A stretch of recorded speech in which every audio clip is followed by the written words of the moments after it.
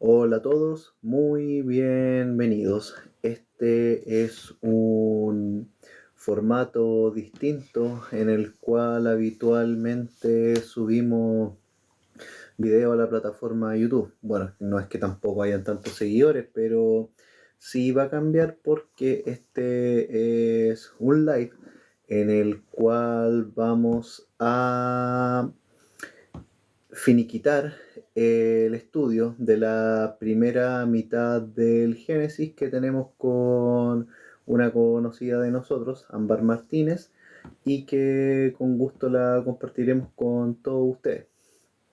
Lo cierto es que ahora revisaremos los artículos 20, perdón, los capítulos 20, 21, 22 y 23 de este libro.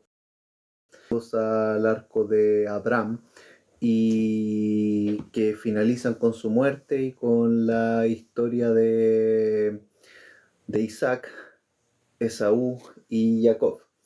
Bueno, nosotros quedamos en los capítulos 19 al 20 que están subidos en YouTube, que ustedes ya lo pueden ver acá. Y a continuación vamos entonces a proseguir con los comentarios al capítulo 21, 22 y 23. La verdad es que espero que no sea lo suficientemente largo, debido a que el estudio de la Sagrada Escritura suele tomar bastante tiempo. Es un poco distinto, sinceramente, si es que tomamos en consideración que hay gente que se conecta, dice algunos comentarios, etcétera. Vamos a revisar antes lo que está acá y precisar de qué se trata todo esto aquí. Algunos videos ya se subieron hace un tiempo atrás. Bueno, para los que están recién enchufándose, vamos a hacer un live que es una mini clase del libro del Génesis. Y ustedes dirán, ¿y quién eres tú para hacer clases? Bueno, yo soy estudiante de leyes, tengo una formación cristiana relativamente constante y no, pues esto se hace por amor al arte y por amor a las personas que desean quizás ver una mirada distinta. Ya. Vamos a partir entonces con el capítulo 21. Buena Mati, ¿qué tal? Saludos. Justo llegaste y tú uniste una pequeña transmisión para cerrar un pequeño estudio hecho y que vemos acá. Pero la clínica dicen. Vamos a comentar el capítulo 21 de este libro del Génesis. Este capítulo se divide en dos partes, que es el nacimiento de Isaac y sus consecuencias, y un pacto de Abraham con Abimelech, el rey de los filisteos. Los filisteos eran los antiguos habitantes de lo que hoy día se conoce como la Franja de Gaza o Palestina. Así que este conflicto tiene miles de años de arrastre, si se puede decir así. Ahí Don Mati mandando el aguante. Ya. Respecto a Isaac, el hijo de Abraham, que no es el hijo mayor, sino su segundo hijo, pero el hijo de la promesa. Respecto de Isaac, es interesante notar que este nace por orden de Dios mismo. Y es curioso mencionar que en el texto no hay referencia expresa de que Sara y Abraham hubiesen tenido relaciones para concebir a Isaac. Esto se puede subentender, está claro. No, de lo contrario, como se llama este asunto, no tiene mucho sentido darle el título a Isaac como concebido por el Espíritu Santo, por así decirlo, sino que es hijo en la carne de Abraham. Así se ha entendido siempre y no deberíamos tratar de, en base a una interpretación sobre la Escritura, pretender lo contrario. Y ojo, esto también pues, está mencionado superficialmente en el Corán, el libro de los musulmanes. Se hace mención también a los 8 días de la circuncisión, y a un banquete organizado por Abraham el día en que Isaac dejó de ser amamantado por Sara. El versículo 9 del Génesis hace alusión a un registro, a un primer registro bíblico, si ustedes quieren, de lo que es el bullying, el hostigamiento que se da entre niños. Hola Mimi, ¿qué tal? Un hostigamiento y persecución, según palabras de la Vulgata Latina, de Ismael contra Isaac. Esto podemos tomarlo desde cierto punto de vista entre como la dinámica que actualmente sucede en el conflicto árabe-israelí. Conflicto y más conflictos. Sara pide a Abraham que eche a Agar y a Ismael por esta situación. O sea, Sara no está ni ahí con que Ismael sea hijo de Abraham y que ella misma haya provocado esta situación. Le dice que lo eche. ¿Y por qué? Y porque no quería que nadie, aparte de Isaac, tuviera la herencia de Abraham y tuviera el reconocimiento de su protección. Y que solo Isaac disfrutara de esto. Ahora, claro, esta petición o una exigencia que le hace Sara a Abraham hace que, ¿cómo se llama este asunto? No se entienda en muy buenos términos el por qué una persona que se supone que es piadosa, matriarca, es un arquetipo de mujer a seguir, pide algo tan cruel. Solo se puede entender tal vez en el contexto de la época y en atención a lo que el autor del Génesis trata de transmitirnos. Claro. Bueno, a lo largo del Génesis vemos que la primogenitura es un título de honor, pero Dios no la valora en razón de quién llegó primero. Esto se ve aquí, ojo, sino de quién puede merecerlo, sea por su voluntad o su comportamiento, tomando como ejemplo a Isaac y a Jacob. Ojo, ninguno de los hijos mayores, tanto de Isaac como de Jacob en la carne, mantuvo su primogenitura. Y los que terminaron obteniéndola fue por descarte o por otras situaciones. Vemos también que Judá, en el caso como hijo de Jacob, termina quedándose con la primogenitura de los hijos de Israel, siendo hijo de Lea, su primera esposa, y desplazando a Rubén, Simeón y Leví, quienes perdieron su primogenitura por diversas situaciones que se ven a lo largo del Génesis. Ya. Esta petición a Abraham le resulta realmente escandalosa. Y las distintas versiones analizadas lo reflejan de distintas maneras. Por ejemplo, la Vulgata Latina señala que esta situación le pareció dura cosa a Abraham. La Reina Valera señala que a Dios le parece grave, de gran manera, a Abraham le parece grave en gran manera esta petición de Sara. La traducción al lenguaje actual, que es muy parecida a la Vulgata Latina, a la nueva versión internacional, señala de que la petición de Sara abiertamente le desagradó, y la traducción Nuevo Mundo, que es la Biblia de los Testigos de Jehová, señala de que Abraham sintió dolor por la petición que le hizo Sara.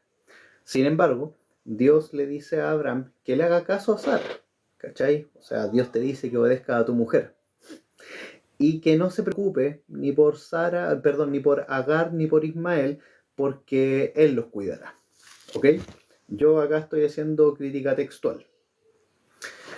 Aparte, Dios le promete a Abraham que Ismael, su hijo mayor, el hijo de Agar, será padre de una nación grande y poderosa, por el hecho de ser hijo de él, por el hecho de ser hijo de Abraham. Claro. Hoy, los musulmanes son un pueblo que cada día crece más. Maimónides, el sabio judío, de los más citados por los rabinos actualmente, le da al profeta Muhammad el rótulo de ismaelita. Cabe destacar que muy temprano Abraham alista a su ya ex concubina y a su primogénito para que se vayan al desierto, un lugar de dificultad donde la palabra de Dios se hace presente, al menos según algunas explicaciones de Mario Saban. Claro. Ya en una situación de desesperanza, con Ismael casi muriendo, por así decirlo, por las situaciones, por las inclemencias del tiempo, y abandonado por su madre, que estaba emocionalmente destruida, Dios, por medio de su ángel, le dice a Agar que el Señor la ha oído y repite la promesa que le hace a Abraham respecto a Ismael, que lo hará padre de una gran nación. En ese momento, Agar divisa un oasis en el desierto que permite salvar la vida tanto de ella como la de Ismael. Este pasaje tiene una profunda carga simbólica. Ojo, ¿quién es el ángel del Señor? ¿Quién es el ángel de Yahvé, por así decirlo? El ángel de Jehová, como le dicen algunos. Cierta tradición dice que se trata de el ángel Metatrón, Acatriel, Enoc, Jesucristo. Es un debate interesante. Desde luego lo de Jesucristo no es una tradición rabínica, en lo absoluto. Eso es la idea, es un concepto que es similar. No es una copia, son conceptos similares. Ojo con eso. Ya. Otros dicen que el ángel del Señor es también la forma celestial de Cristo. Ojo con eso, que se menciona en el libro de Mateo, en esta transfiguración que nosotros vemos en el texto. Ahora, Ismael crece en el desierto de Parán, en la península del Sinaí, donde Israel, luego de salir de Egipto, pasa gran parte de sus jornadas. Es interesante notar algunos aspectos no menores en lo relativo a la vida de Ismael, ya que éste se vuelve diestro en el arte del arco y la caza, se vuelve un gran cazador. Ergo, se vuelve un experto guerrero y un posible conocedor del arte de la guerra, lo que se vincula con lo bravo de los guerreros musulmanes a día de hoy. Ojo con eso. Se casa con una egipcia que su madre le da a conocer y desde luego, y esto lo dice el texto, Dios está con él. Dios está con Ismael. Y por lo tanto, si está con Ismael, está con su descendencia. Esto último implica que incluso antes de Muhammad, probablemente los ismaelitas, los hijos de Ismael, los árabes, conocían a Dios. Por ejemplo, las llamadas tribus noágidas, por así decirlo. Luego vamos a leer los comentarios, vamos a terminar el análisis de este capítulo. Después de este suceso, en el cual se relata la expulsión de Agar e Ismael de la tienda de Abraham, pero también la protección que Dios les da a estos, ya lejos de Sara, pasamos a otra escena u otro escenario dentro del mismo capítulo y que tiene que ver con un pacto de Abraham con Abimelech. Abimelech, que es, para este respecto, una suerte de rey de la tierra de los filisteos, de esta zona cercana a la franja de Gaza. Abimelech, siendo rey de lo que podría considerarse la tierra de los filisteos, va donde Abraham, patriarca nómada, acompañado de su lugarteniente o general de los ejércitos, para celebrar un pacto de no agresión y hospitalidad con el padre de la fe. La dimensión simbólica es súper potente. ¿Será posible que en algún momento israelitas, judíos, palestinos, puedan vivir en paz en algún momento, como lo intentó Abraham con Abimelech? ¿Será posible eso? El precedente de una paz firmada ya está, pero también de un primer conflicto. ¿Cuál es este primer conflicto? Los siervos de Abimelech le quitaron un pozo de agua a Abraham que él mismo había creado. Y Abraham pone esta situación en conocimiento de Abimelech cuando éste lo va a ver. Ojo. Y éste responde que no lo sabía. En todos los pasajes donde este personaje aparece, su ignorancia invencible termina liberándolo de toda injusticia. Muchas veces, bueno, la ignorancia invencible es un concepto que se relaciona con el hecho de que tú no tienes por qué saber esto, ¿cachai? Es lógico que tú puedas desconocerlo. Bueno, ojo, aquí hay un dato no menor. La Biblia Vulgata Latina se refiere a la tierra de los filisteos como Palestina. La Vulgata Latina se refiere a la tierra de los filisteos como Palestina.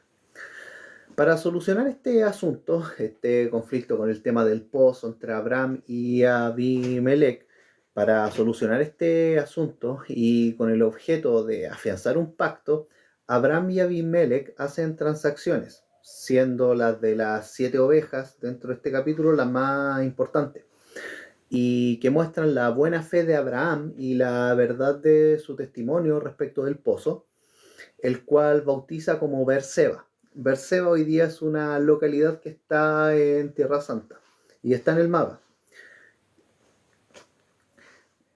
Firmándose este pacto entre Abraham y Abimelech, Abraham decide construir un altar a Dios plantando un árbol. Ustedes pueden decir, ¿y por qué un árbol? Una arboleda o bosque, dependiendo de la versión que se lea. La Vulgata Latina nos señala en sus notas al pie lo siguiente: en aquellos tiempos que la vida pastoril o campestre estaba bastante distribuida en grupos poblacionales, no habían edificios consagrados al ejercicio de la religión, y estos se erigían o en lugares altos o en bosques, ya sea en bosques porque están más cerca de la naturaleza, o en lugares altos porque está más cerca del cielo. Esto ustedes lo pueden ver a lo largo de todo el Tanakh. Ya, ejemplo de esto lo tenemos en todo el Antiguo Testamento, como ya dije anteriormente, e incluso en las religiones americanas prehispánicas, ojo con eso, cuyos lugares de culto o donde asociaban a sus deidades se encontraban en los bosques o en las montañas precisamente. Estos comportamientos son los mismos o muy similares en muchas partes del mundo, sin contacto entre sí. Es interesante, ¿no? Sí, a menos que seas un etnodista cronológico. Ese es un comentario random que puse acá. Bueno, se puede notar, ya para finalizar el análisis del capítulo 21, que a Abraham siempre se le quiere quitar algo que es de él, algo que él trabajó. Su mujer, sus propiedades, su vida incluso. Pero Dios siempre le protege. Dios siempre protege a Abraham. Y está con él, sin importar que su adversario sea, por ejemplo, un rey, un faraón, un bandido, etc. Dios está con Abraham, siempre. Siempre, en todo momento, en todo lugar, aunque a veces actúe como un pusilánime. Y eso se ve a lo largo de todo el Génesis. Pero bueno, yo no soy quien para cuestionar al padre de la fe. Y eso ya sería el análisis del capítulo 21. Miren, comentarios, preguntas, observaciones, puteadas, después de analizar estos capítulos, por favor. Son varios y francamente no deja de ser importante cada detalle que vayamos analizando, muchachos. Ahora vamos a pasar con el capítulo 22, que, ojo, es un episodio que es bastante polémico, sobre todo para aquellos escépticos anticristianos que acusan a Dios de ser un sanguinario, adicto a la sangre, etc. Lo que para nosotros es un insulto, una blasfemia, pero eso da lo mismo, se tiene que entender en su contexto, se tiene que entender todo este texto en su contexto.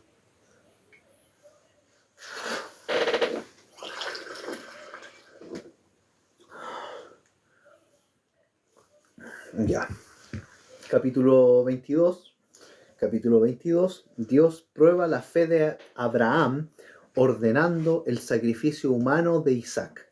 Esto es bastante fuerte solo de escucharlo, ¿no? Ya. Reflexiones hay muchas, pero una en concreto. Dios le pide a Abraham lo que él más quiere, y aún con todas las dudas que pudo haber tenido, prosiguió. solo por seguir y adorar al Señor.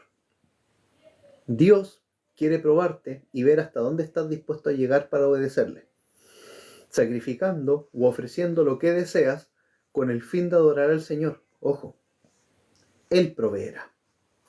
¿Hasta qué punto se ha de sacrificar lo que Dios pide para un hombre conforme a su corazón? Esto ya como para reflexionar. Bueno, este pasaje es muy rico en simbología, el artículo 20, capítulo 22. Es muy rico en simbología. Y la Vulgata Latina nos hace mención en sus notas al pie que existe un interesante paralelo entre este Génesis 22 y el Vía Crucis o la Pasión de Cristo. Es interesante notar que Abraham nuevamente se levanta muy temprano por la mañana. Levantarse temprano por la mañana es una actitud, una conducta que se repite a lo largo de toda la Biblia, tanto en el Nuevo como en el Antiguo Testamento. Y se levanta temprano para cumplir religiosamente con lo que Dios le pide. Evidentemente, dirigiéndose al monte Moria, que está, algunos lo sitúan en Jerusalén, cerca de Jerusalén, o también llamado Monte Visión, para cumplir con el mandato de Dios. La Vulgata Latina sostiene que este monte está en la zona de Sión, como ya dije anteriormente. En los versículos 4 al 16 del capítulo 22 del Génesis, tiene algunos puntos que se complementan bastante con otros aspectos que ya vimos. Por ejemplo, al tercer día de que salió del campamento Abraham con Isaac y dos siervos, logran divisar el monte, el lugar alto, al tercer día, no es un detalle menor.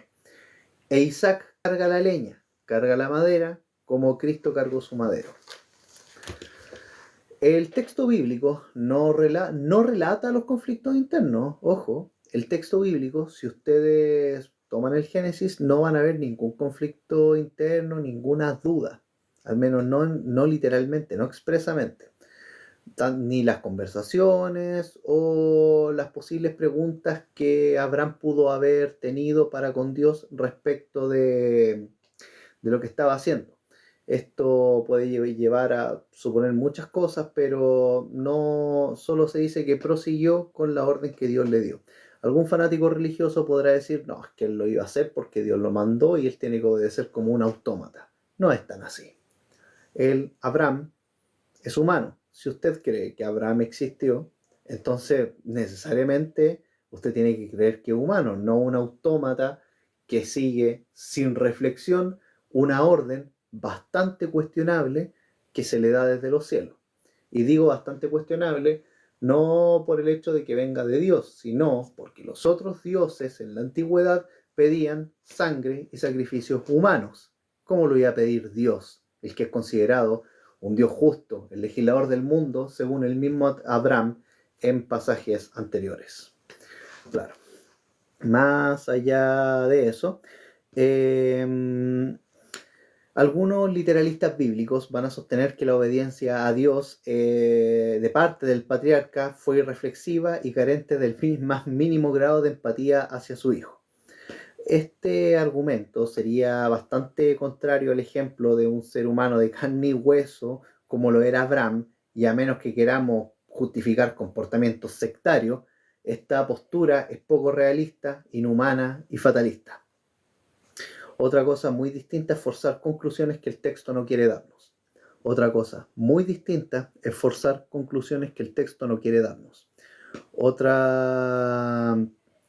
Bueno, es importante tener en cuenta eso. No forzar conclusiones que el texto no quiere darnos. Todas las versiones, excepto la Vulgata Latina, se refieren al objeto del holocausto como un cordero. La Biblia católica solo usa el vocablo víctima. Ahora, es importante que se haya mencionado el cordero, por tener una importancia simbólica muy importante en toda la Biblia. Nótese que tampoco se ve la dinámica entre Isaac y Abraham, ojo, más allá de la pregunta que su hijo le hace respecto al cordero.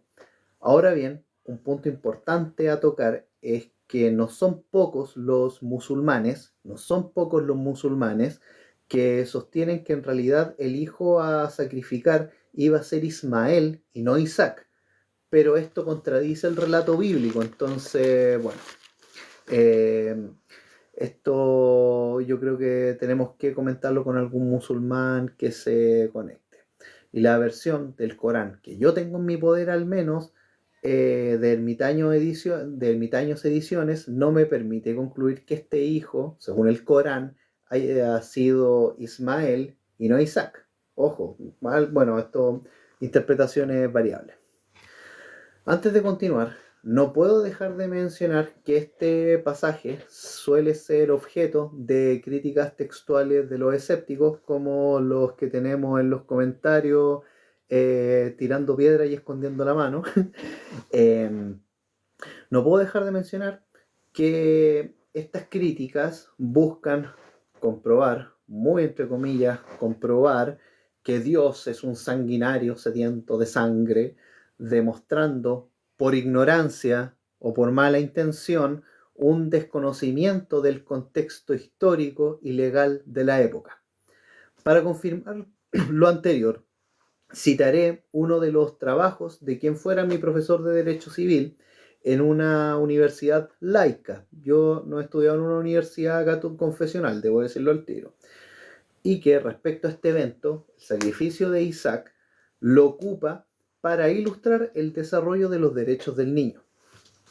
La historia del pueblo hebreo, dice esta cita, en los primeros siglos de su existencia, cayó con frecuencia en los ritos y prácticas idolátricas de los pueblos vecinos. Antes de establecerse en la tierra prometida, el legislador Moisés tropezó con la perversa costumbre de sacrificar niños en favor de ídolos paganos como rito heredado de los pueblos limítrofes, moabitas, amonitas, etc. La imagen de Abraham dispuesto a sacrificar a su único hijo Isaac, concebido en la ancianidad y heredero de su nombre, de sus riquezas y de lo que era más importante para él, de las promesas de Dios, se hace más comprensible a la luz de una sociedad que valoraba positivamente el infanticidio como acto de sentido religioso y de sumisión a la divinidad. Bueno, este documento que se llama Aproximación Histórica a la Construcción Sociojurídica de la Categoría Infancia, de Editorial Universidad Politécnica de Valencia, 2015, Isaac Rabetiat Ballesté, nos señala el contexto de la época en la que surge todo este asunto de los sacrificios humanos, etc. Sumaré también los dos trabajos en los que se basa el artículo anteriormente citado, que es El alba de la civilización, de Greenberg, 1967, y Maltrato y abandono en la infancia, de Martínez Roy y Ocho Torena, de 1993. Considerando el contexto anterior, podemos seguir avanzando.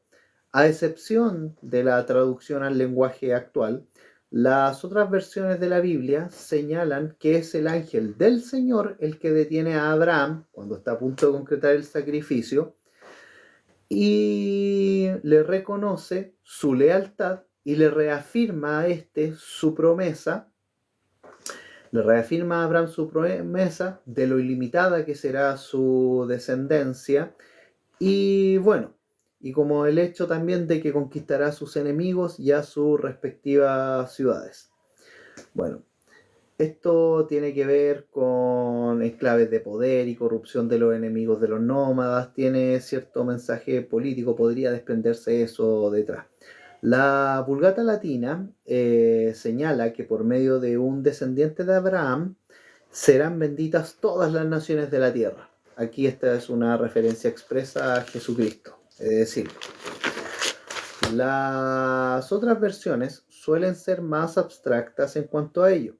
Es el apóstol Pablo, con todos los detalles ya mencionados anteriormente, el que toma este pasaje y lo aplica a la realidad cristiana, en tanto en cuanto el sacrificio del Mesías y su resurrección hará que Occidente busque y se arrodille ante el Dios de Abraham, Isaac e Israel.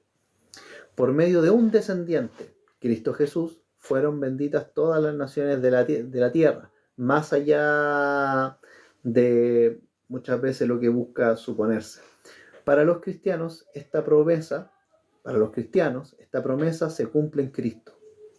Bueno, hay un detalle. La Vulgata latina llama a la concubina de Nacor, que es el hermano de Abraham, Roma, mientras que en otras versiones le dice Reumá, Rumá o Reumá. Esto tiene que ver con lo que vamos a ver a continuación en todo caso. Después de este evento, del sacrificio que Dios dice que no, para marcar una diferencia frente a los otros dioses sanguinarios que existen, después de este evento, Abraham e Isaac vuelven a la tierra de Beerseba, que en aquel tiempo se asociaba a la tierra de los filisteos, y seguirán viviendo ahí hasta por un buen tiempo más. Al finalizar este capítulo, se informa que el hermano de Abraham, Nacor, ha tenido 12 hijos, tanto de su esposa como de su concubina o segunda esposa. Uno de estos hijos es Betuel, quien es el padre de Rebeca, esposa de Isaac. Para este aspecto, Rebeca es sobrina nieta de Abraham, y sobrina en segundo o tercer grado de Isaac. Tendría que calcularlo, la verdad.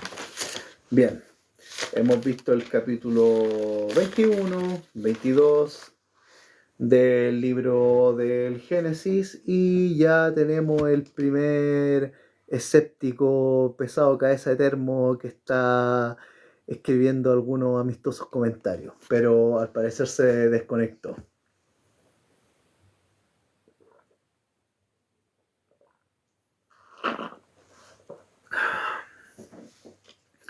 Bueno, no sé cuánto llevaré de video, pero lo importante es que estamos avanzando y ya finalizando este estudio.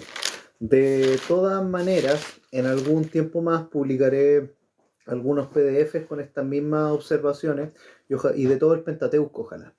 Todo el Pentateuco, toda la Torá. Estudiar la palabra de Dios, los textos sagrados, es bastante enriquecedor, pero también es un trabajo muy duro. Créanme que sí.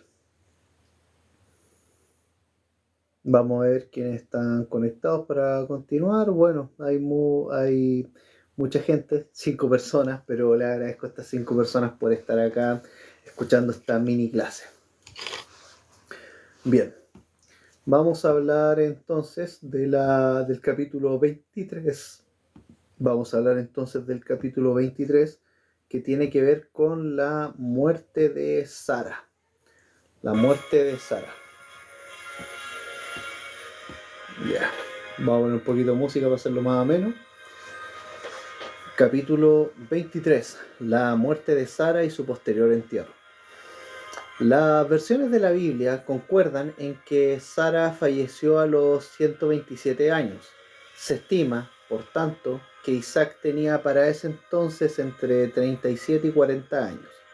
Sara fallece en una localidad llamada Kiriat Arba, que en la Vulgata latina se llama Aube, y la traducción en lenguaje actual no lo menciona, pero que está ubicada en lo que hoy es Hebrón, que ojo, está dentro de la Cisjordania o este territorio que también se llama Judea y Samaria.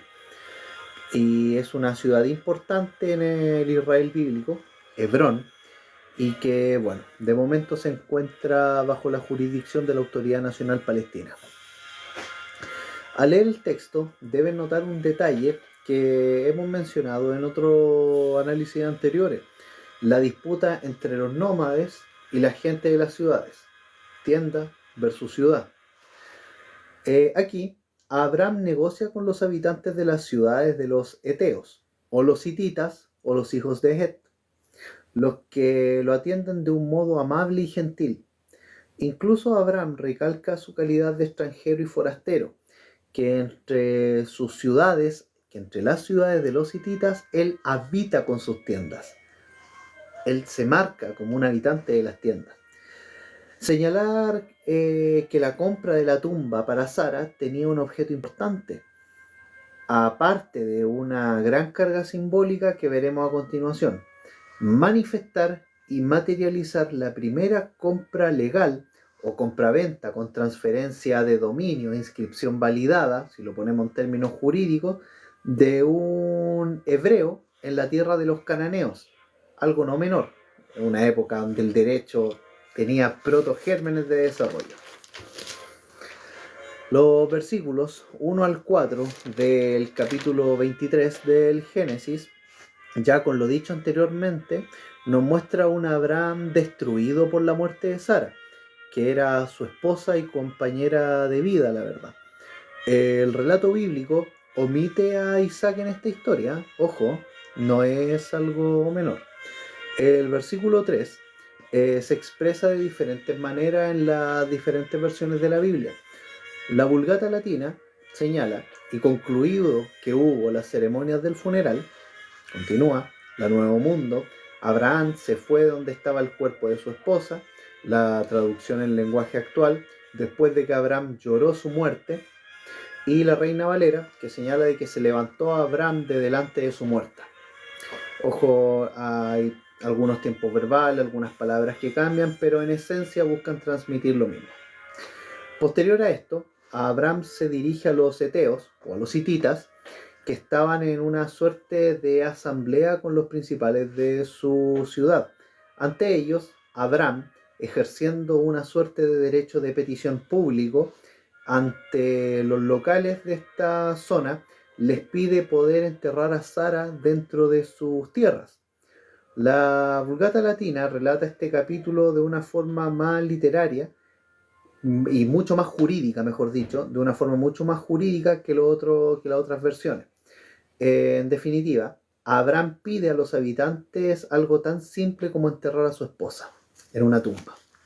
Es una petición sencilla, pero ¿por qué se necesitaba algo tan complejo como una solicitud ante una asamblea para pedir algo tan simple como el entierro de una mujer fallecida? Es una pregunta que uno podría hacerse. Nuevamente, recuerden las disputas entre nómades y sedentarios, ciudades versus tiendas. Ahora, y sin indagar más allá en costumbres y prácticas de la época, cabe preguntarnos, ¿quiénes son los hititas? ¿O los heteos o los hijos de Et? ¿Quiénes son? ¿Quiénes son? Hay personajes bíblicos que pertenecían a este pueblo, como Urías, que peleaba por Israel y que era uno de los valientes de David. Hasta el siglo XIX, ojo, hasta el siglo XIX, la existencia de este pueblo era considerada mitológica o legendaria, tanto por arqueólogos como por historiadores. No es menor decir eso. Hugo Winkler, en sus expediciones e investigaciones a principios del siglo XX, demuestra que este pueblo indoeuropeo sí existió, los hititas, y que además, durante la Edad de Bronce, investigadores posteriores señalaron de que se trató en su momento de alguna potencia regional. Se plantea por un sector de la academia que su origen geográfico está más allá del Mar Negro, cerca de lo que hoy conocemos como el Cáucaso, una zona límite entre Europa del Este y Asia Occidental. Bueno, con lo anterior, partir señalando lo siguiente. Se dice que los relatos, como los del Éxodo o los del Tanakh, son mitos o leyendas porque aún no se descubre nada. Bueno, ¿somos tan arrogantes para creer que hoy se ha descubierto todo? Yo creo que si algún día les dicen eso, esa puede ser la respuesta.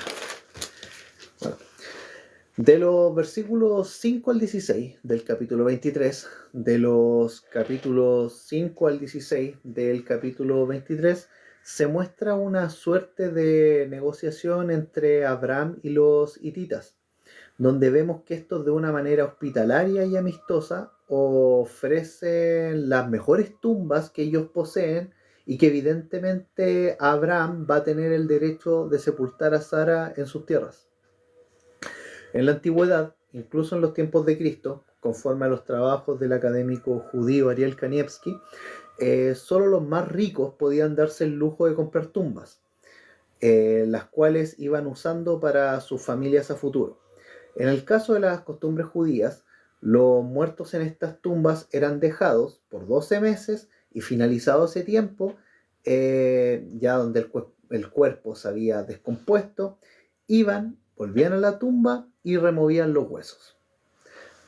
Abraham insiste en que los hititas intercedan ante Efrón, hijo de Zohar, que como dato, el Zohar, por coincidencia, es el libro del misticismo judío. Ojo con eso.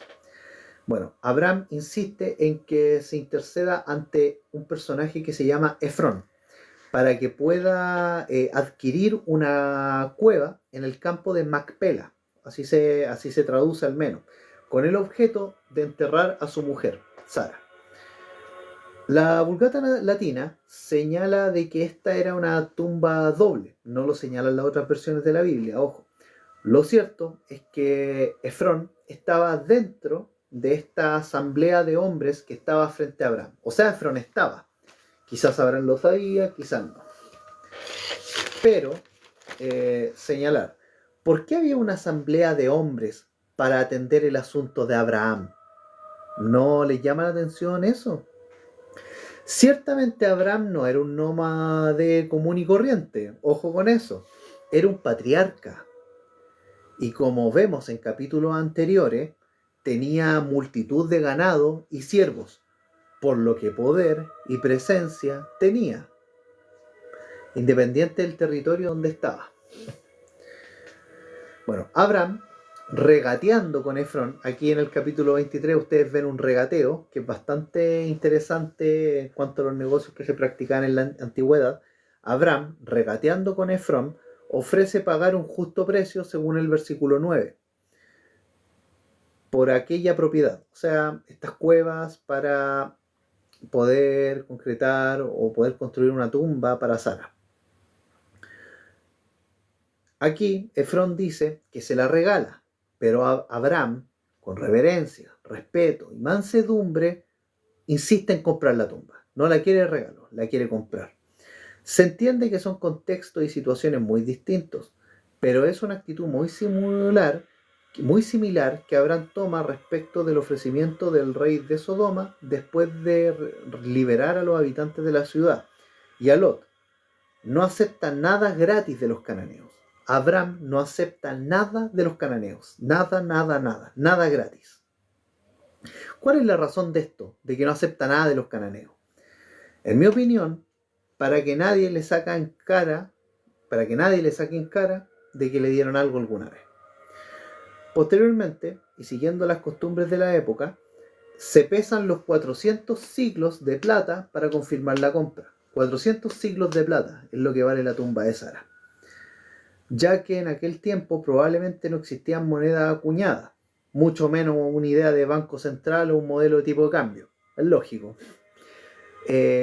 Cerrado el trato, Abraham se queda con la tumba y el campo, las que, ojo, incluyen árboles, y que el texto del Génesis lo deja bien en claro. Los versículos 17 al 20 demuestran, en mi opinión, un cierre de negociación y perfeccionamiento de una compraventa con legitimidad dentro de una comunidad que se desarrolla. Una suerte de protoderecho, si es que le quieren decir de ese modo. Es evidente que es distinto a cómo entendemos a día de hoy una compraventa de un bien raíz, que está regulado en el Código Civil chileno, pero hay aspectos interesantes que vamos a mencionar a continuación. Por ejemplo, en el versículo 17 se establece, por así decirlo, los deslindes del terreno que Abraham le compró a Efrón el hitita. La versión Nuevo Mundo, que es la Biblia de los Testigos de Jehová, señala que se deja constancia de los límites del terreno. En el versículo 18 se señala lo que podríamos entender a día de hoy como la inscripción del dominio y transferencia de propiedad. La inscripción del dominio y la transferencia de propiedad. Bueno, la Reina Valera señala, como propiedad de Abraham, en presencia de los hijos de Het. La traducción en lenguaje actual, así fue como el campo y la cueva pasaron a ser propiedad de Abraham. De esto fueron testigos todas las autoridades hititas. La versión Nuevo Mundo propiedad de Abraham, comprada en presencia de los hijos de Het y de todos los que estaban a la puerta de la ciudad. Y la Reina Valera señala que fue cedido en pleno dominio a Abraham a la vista de los hijos de Het y de cuantos entraban por la puerta de la ciudad. Ojo, aquí no deja de ser interesante mencionar que para que este contrato de compraventa se perfeccione, se requiere la venia de un ministro o varios ministros de fe, que en este caso son los habitantes de las ciudades. Y Elizabeth, muchas gracias por las rositas que me mandas. Muchas gracias, la agradezco mucho. Va a quedar grabado esto, así que tu nombre va a durar por toda la eternidad. No, o hasta que este video sea eliminado en algún momento. Pero claro, esto respecto a la inscripción de dominio, la transferencia de propiedad y la legitimidad por ministros de fe, ustedes la pueden revisar en Génesis 23, versículo 18, en distintas versiones, y ustedes pueden comprobarlo.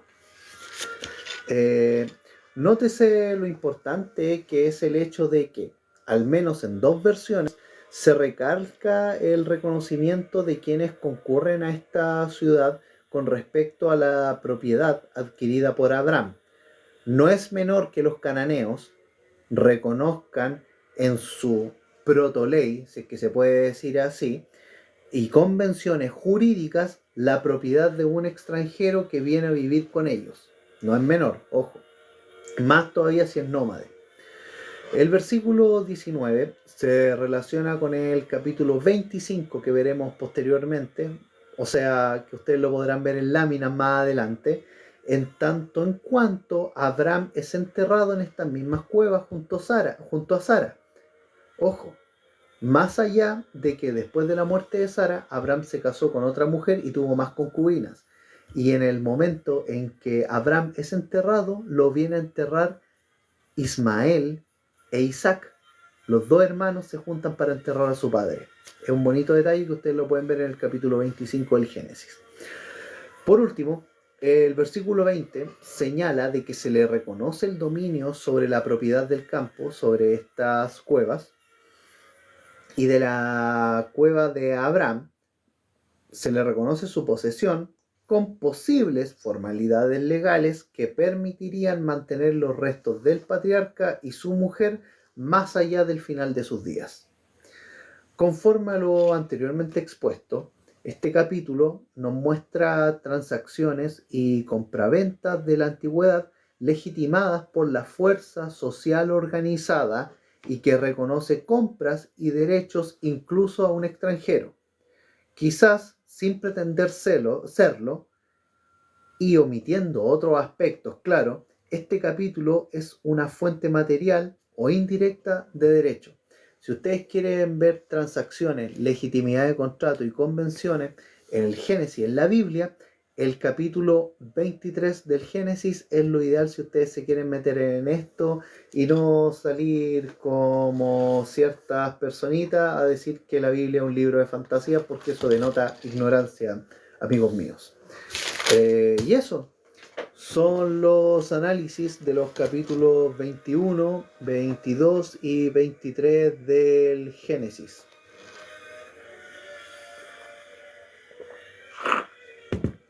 La verdad es que más adelante vamos a subir láminas, porque el tema de los videos suele demorar mucho, y aparte es mejor que ustedes puedan tener el PDF sin perjuicio de que quizás más adelante, ¿por qué no?, se puedan hacer más videos, ojalá. Es entretenido.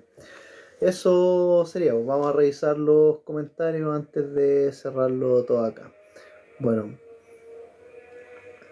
hay mucha gente. Bueno, aquí hay un astronauta que al parecer está enojado con Dios, pero bueno, Dios le dé tranquilidad a su alma. Muchas gracias a todos los que están conectados. Son algunas personitas, pero su lealtad ayuda para que nosotros podamos continuar más adelante. Dios les bendiga, les proteja, la paz de Cristo sea con todos ustedes y que tengan una excelente noche. Ya con esto acabamos lo que era el primer estudio del Génesis. Cuídense mucho, Dios les bendiga.